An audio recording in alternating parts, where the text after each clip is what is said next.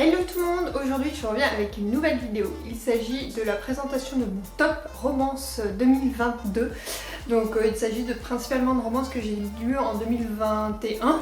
Comme ça, ça te fait une liste de romances à lire en ce mois de février qui est le mois de l'amour. Moi je suis en défi sur d'autres romances dont je ne parlerai pas ici, mais une vidéo sera prévue au mois de mars sur ça. En attendant, c'est parti, j'en ai sélectionné 10. Donc il va pas falloir chômer.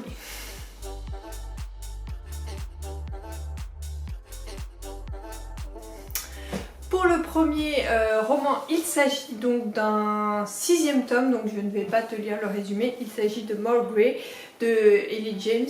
Est-ce que je présente encore More Grey alors que je t'en parle depuis une éternité? Je ne crois pas. Donc il s'agit du tome 3 de 50 nuances repris du point de vue de Christian. Donc voilà, c'est une romance que je recommande. C'est un de mes préférés avec Darker, donc le 2 repris du point de vue de Christian, pareil. Vraiment, je l'ai adoré. C'est une pavasse, mais je le recommande. 50 nuances, tu sais, c'est une saga chouchoute pour moi. Et donc, More Grey fait partie des romans que je voulais te présenter dans ce top. Donc voilà, More Grey, je te lis pas le résumé, c'est le résumé de 50 nuances, tout le monde à peu près saisit l'histoire, donc voilà.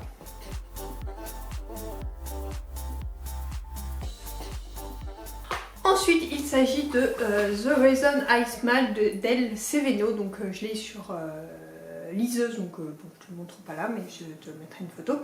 Donc l'histoire, c'est une rencontre sur un toit, un sourire partagé, une évidence. Cheveux tressés, bonnet, écharpe et gros manteau. Lily pourrait être quelqu'un de transparent si elle n'était pas si lumineuse. Gentille, optimiste, présente pour ses proches, elle ne demande rien et n'attend rien en retour. Si elle s'oublie, non, parce que c'est grâce au sourire de ses proches qu'elle se sent vivante. Connue et reconnue, Lilian est un globe-trotter aux millions de vues sur internet. Autrefois impulsif et colérique, il profite désormais de la vie, sachant que tout peut s'arrêter très vite, trop vite. Très peu d'amis parce qu'il n'a pas le temps, il cache pourtant un cœur tendre qui aurait besoin d'attention autre qu'intéressé.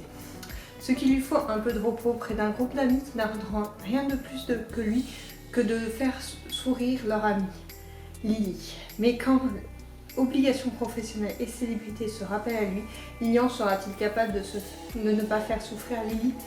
Donc voilà, c'est un roman que j'avais découvert alors un peu par hasard et franchement ça a été un gros coup de cœur pour moi. Donc vraiment c'est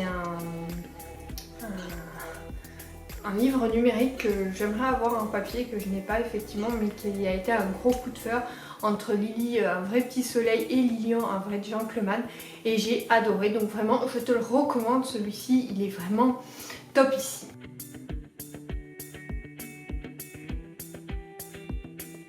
Ensuite, je te présente une romance d'hiver que j'ai lue au mois de décembre. Il s'agit de Aliko de Jennifer Larmentrou. Je ne te présente plus l'auteur, tu sais que je l'adore. Je te lis le résumé.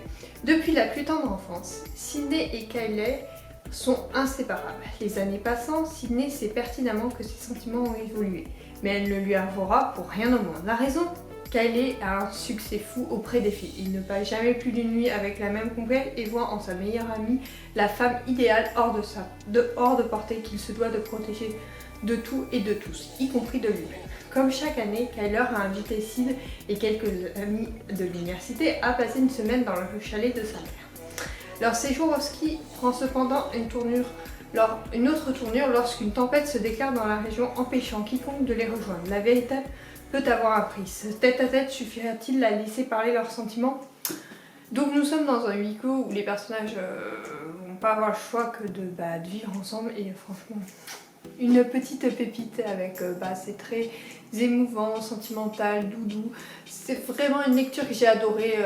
C'est une romance, c'est beaucoup de romances qui ont un schéma classique, mais moi j'adore ça, et celui-là en fait partie, et c'est un coup de cœur. Alors pas le meilleur de l'auteur, mais une très bonne lecture que je te recommande. Si tu veux découvrir l'auteur, tu peux te lancer dans celui-ci parce qu'il est très représentatif.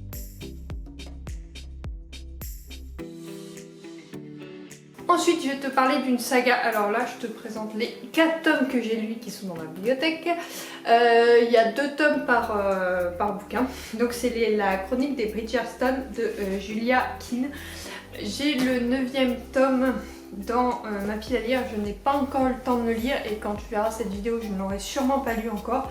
Mais c'est une lecture qui me tente beaucoup donc j'ai hâte de la découvrir. En attendant, pour te faire une idée alors du premier tome, mais sachant que c'est un couple différent à chaque fois, je ne vais pas te lire tous les tomes, mais pour te faire une idée de quel genre de roman on a, je vais te lire le résumé du premier tome. Oui, juste du premier, je ne te lirai pas celui du second, mais juste du premier. Très cher lecteur, quelle saison! Au rythme des balles et des réceptions, je vous ai narré le feuilleton haletant de la romance entre Mademoiselle Daphné Bridgerton et Simon, le ténébreux duc de Hastings. Valse langoureuse, rebondissements cocasses et bagarres mémorables nous auront tenus en haleine jusqu'à l'épilogue d'un romantisme échevelé. Qui n'a pas entendu parler de cette saga qui est sortie en série sur Netflix?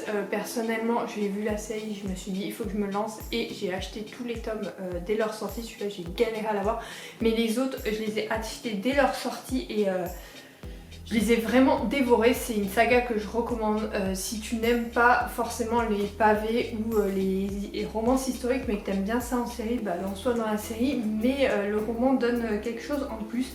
Ils font un peu moins de 800 pages, un peu plus de 700 pages en grosso modo. Vraiment ils sont top et après on peut les diviser en deux donc ça fait des romans de 300 pages, c'est plutôt pas mal et c'est ce qu'on lit habituellement donc vraiment c'est une saga que je te recommande et bah j'ai hâte moi pour ma part de lire le 9e tome qui est dans ma pile à lire et que je n'ai toujours pas commencé sans commentaire, surtout que je l'ai acheté quelques jours après sa sortie.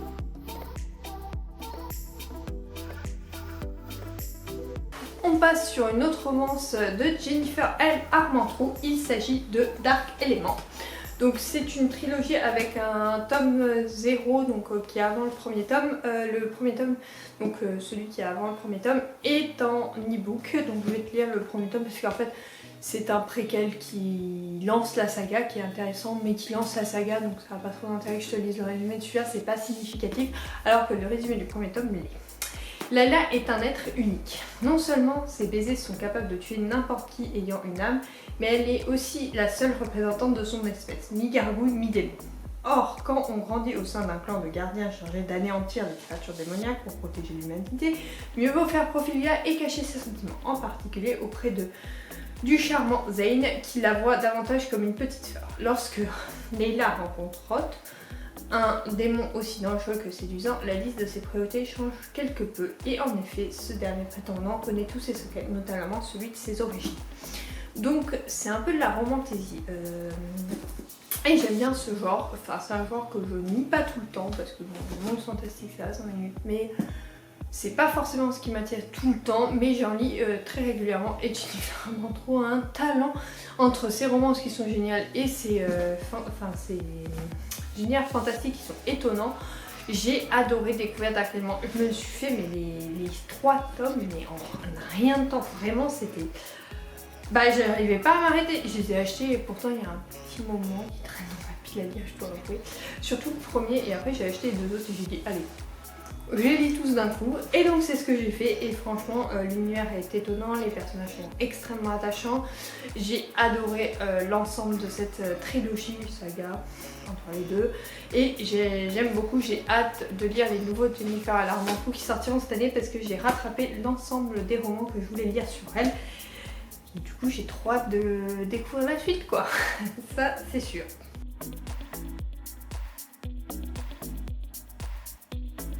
Je ne pouvais pas faire un top roman sans parler de Brittany C. Cherry, donc avec La force de renaître.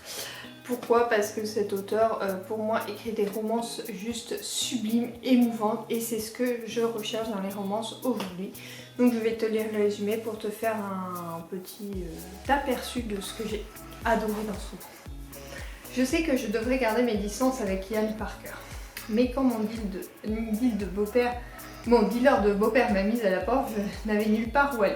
Squatter une cabane abandonnée sur la ferme du grand-père de Yann et un plan qui en vaut un autre. Mais Yann m'y a trouvé bien sûr, il insiste pour que je vienne m'installer dans sa chambre d'amis. Je sais que je devrais refuser mais la perspective d'un foie et d'un lit chaud est irrésistible. Sans parler des yeux bruns et des bras solides de Yann. Nous n'avons rien en commun sauf l'étincelle qui s'allume entre nous et... sauf que l'étincelle qui s'allume entre nous est incontestable. Finalement, ma vie s'éclaircit jusqu'à ce que je dénonce mon beau-père au flic et provoque involontairement l'arrestation de ma mère qui est enceinte. Maintenant, je dois sacrifier mes rêves pour m'occuper du bébé de ma mère. Elle est la seule famille qui me reste, alors que le groupe de rock de Yann décolle et que les rêves commencent à se réaliser. Yann et ma seule chance de connaître l'amour. J'espère seulement qu'il ne devient pas la seule chance qui m'aura échappé. C'est toujours des histoires extrêmement émouvantes qui abordent des sujets extrêmement compliqués et là, ça m'a vraiment touchée. Je sais qu'il y en a qui n'ont pas vraiment apprécié, qui ont trouvé qu'il y en a des meilleurs. Certes, il y en a des meilleurs de cet auteur, mais il m'a quand même touchée et j'ai adoré cette romance. Elle est construite très classiquement, pourtant les émotions que l'on ressent c'est du grand waouh. Donc je ne peux que te la recommander. C'est pas ma préférée de l'auteur, mais c'est une romance que j'ai vraiment adorée et que je te recommande.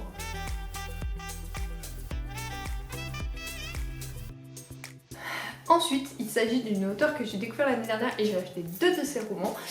Tu vas le voir dans mes vlogs d'ailleurs, j'ai craqué pour 2 de ses romans parce que j'ai dit que j'allais lire tous ses romans parce que vraiment elle m'avait étonnée. Il s'agit de L'As de cœur de Morgane Moncomble.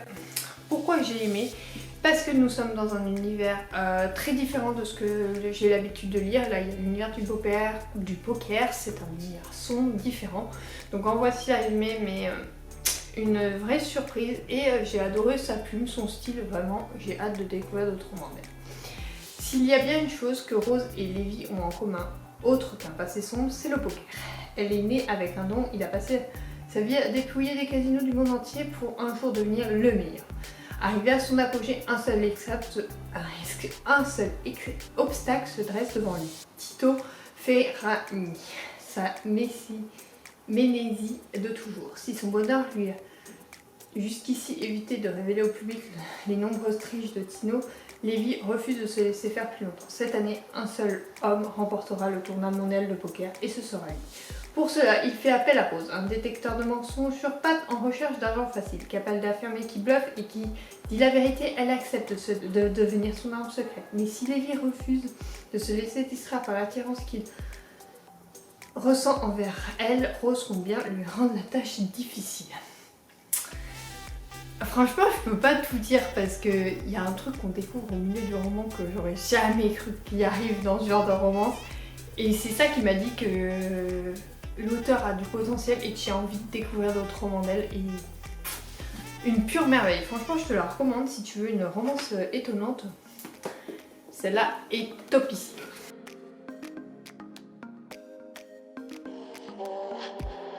Ensuite, on passe à un evergreen. Donc, il s'agit de Love and Die on Campus. Faut vraiment que je prenne des cours d'anglais parce que c'est cata les titres. Donc, pourquoi il y a 2 evergreens dans ce top? Pour la simple et bonne raison que, comme tu le sais, je me suis lancée dans la lecture de l'ensemble de l'œuvre de ce duo d'auteurs. Donc, j'essaye de lire quand ils sortent le mois de leur sortie des nouveaux romans en papier. Je lis très peu en numérique, surtout ces genres de romans, je préfère les lire en papier. Et du coup celui-ci était sorti, je pense, pas l'année dernière, il me semble que c'était l'année d'avant, non? Je sais plus. Il y en a une sacrée quantité, hein. Je sais plus à combien je suis, mais je t'avais promis de faire une vidéo et je l'ai toujours pas fait. Décembre 2000, dépôt légal de février 2021. Donc c'est bon. C'était celui de l'année, c'est un de ceux de l'année que j'ai lu. Donc, je vais te lire le résumé très simplement. À la fac de San Diego, depuis 4 ans, Harold Sheridan est chez lui ici, et ici il respire vraiment.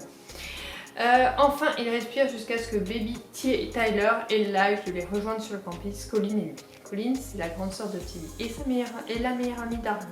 Ces deux-là sont liés par un truc indéfinissable et rien ni personne ne pourra passer avant leur mère. Amitié. Mais la petite sœur intouchable n'a plus rien à bébé. Son arrivée pourrait même tout changer. Arlo a été chargé de veiller sur les sœurs Sinclair comme un grand frère parce que sur le campus de San Diego State University, les dangers sont partout. Et surtout, là on ne les entend pas. Peut-être même que le plus grand danger pour elle deux, c'était lui. Bon, c'est très classique, hein. Mais hyper addictif quoi. Du début à la fin, je n'ai pas lâché ce petit pavé. Alors pavé pour les Green c'est 500 pages, mais c'est écrit relativement gros et tout. Donc, franchement c'est le genre de romance que j'aime beaucoup et les Green, je sais que je vais passer un bon moment et je vais me détendre. Il est très rare que je n'apprécie pas le roman, je crois que c'est arrivé qu'une fois où j'ai eu un peu plus de mal. Mais j'ai décidé de finir la trilogie, donc j'ai commandé le deuxième, c'est celui qui est sorti au mois de janvier, que je n'ai pas encore lu. Donc voilà, c'est le genre de romance que j'adore, donc je te recommande. Si tu ne connais pas ce duo d'auteurs, franchement, vas-y, elles sont publiées chez les éditions, chez les éditions Addictive, et vraiment, elles en ont plein, et elles sont... Il y en a un sacré paquet, et quand je regarde, il y en a plein que j'ai apprécié, que j'ai déjà lu, et que j'ai adoré. Il y a les jeux, il y en a plein et j'ai hâte d'en lire d'autres. J'en ai un dans ma pile à lire déjà, donc je vais me lancer dans celui-là prochainement. Donc voilà, je te le recommande.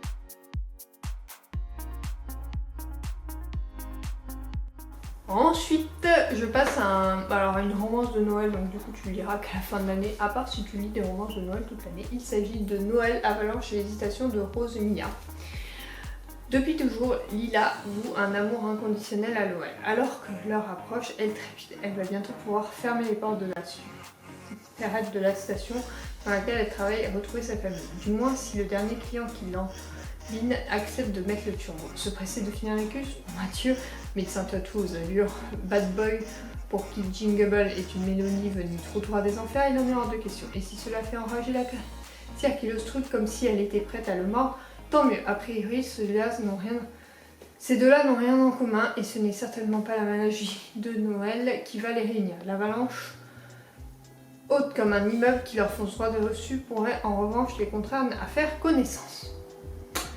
C'est ma meilleure amie qui me l'a recommandé, je ne pensais pas le découvrir et franchement j'ai adoré. En fait c'est la couverture qui m'attirait pas, elle est trop triangulaire.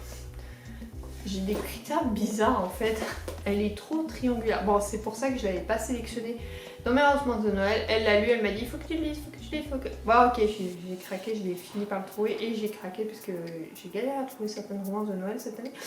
Et donc je l'ai trouvé, j'ai craqué et... pépite. J'ai adoré. Je recommande vraiment. J'ai plus qu'adoré. Je sais pas, je pourrais pas décrire en fait, c'est étonnant comme romance, c'est surprenant et j'ai vraiment apprécié mon moment de lecture en compagnie des deux personnages. Donc voilà, je te le recommande. Amoureux de Noël et non amoureux de Noël, souvent c'est des romances qui font des étincelles, mais c'est juste ce que j'apprécie et ce que je trouve génial.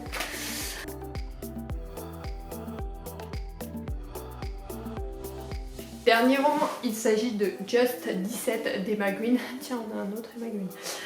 Comme c'est étonnant.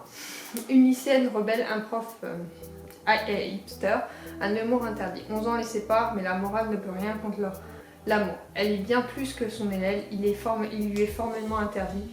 Elle a tout à apprendre, il a tant à perdre, elle n'a que 17 ans, mais elle sait que ce qu'elle veut, c'est lui. J'adore les romances prof-élève. Et celle-là, je l'ai kiffée en fait. Elle m'a étonnée, surprise et tout. Enfin vraiment, du début à la fin, j'ai adoré cette romance. Et du coup, je te la recommande vraiment. Si tu veux une romance prof-élève, c'est une de mes préférées. Sachant que ma préférée est une Colleen Hoover. Celle-là, c'est une de mes préférées et j'ai vraiment beaucoup aimé. Du début à la fin, j'ai été happée par cette histoire. C'est une petite pavasse, mais c'est bien sympathique. Ah, et je l'avais eu dans un concours des lectures d'Elsa sur Instagram que j'avais gagné. Et je sais qu'elle l'avait présenté sur son blog. Et je m'étais dit, il faut que je le lise. Et du coup, quand j'ai gagné un de ces concours, je me suis dit, pourquoi pas prendre un livre dont elle en a fait la recommandation. Parce que comme ça, je le découvrais. Et donc voilà, il a fini dans ma pile de mes tops de l'année 2021 au niveau de la romance. En fait je le sais parce qu'elle m'avait laissé un petit mot et je l'ai là-dedans. Et comme on avait le même prénom, c'était rigolo. Voilà. Et voilà, c'était une romance que j'avais beaucoup aimée, je l'ai découvert là-bas. Les Emma Green principalement, c'est vrai que je les découvre beaucoup sur le blog de lecture d'Elsa. Je te mettrai le lien d'ailleurs en barre d'infos, comme ça tu pourras aller le voir.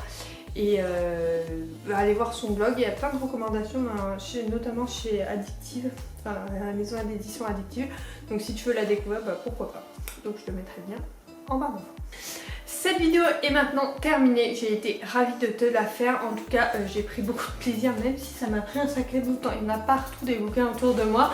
Ça a pris un sacré bout de temps de la préparer parce que il a fallu faire le tri et je m'étais dit parce que je fais toujours un top romance au mois de février, mais si je reprends toujours les mêmes romans, c'était un peu pénible. Alors du coup j'ai dit je vais faire un top au mois de février mais de l'année d'avant, donc voilà, il y a exclusivement des lectures 2021. Et je te ferai en 2023 sûrement ceux de 2022. En tout cas, j'ai pris énormément de plaisir de te parler de tous ces romans. J'espère que tu les découvriras. En tout cas, je te mettrai en barre d'infos le lien de mon article pour avoir les noms si ça ira plus vite comme ça. N'hésite pas de retrouver de toute façon mes chroniques sur le blog bien évidemment, et je te dis à la semaine prochaine, et ça sera cette semaine là un vlog donc du mois dernier. J'espère qu'il te plaira et je t'embrasse très fort, bisous.